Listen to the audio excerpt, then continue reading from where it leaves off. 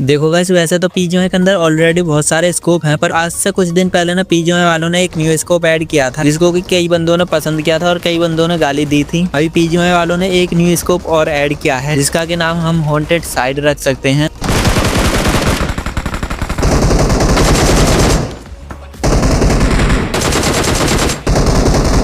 इस वाले स्कोप को ना आप दो तरीके से कर सकते हैं, एक तो 4x और एक रेड डॉट की तरह।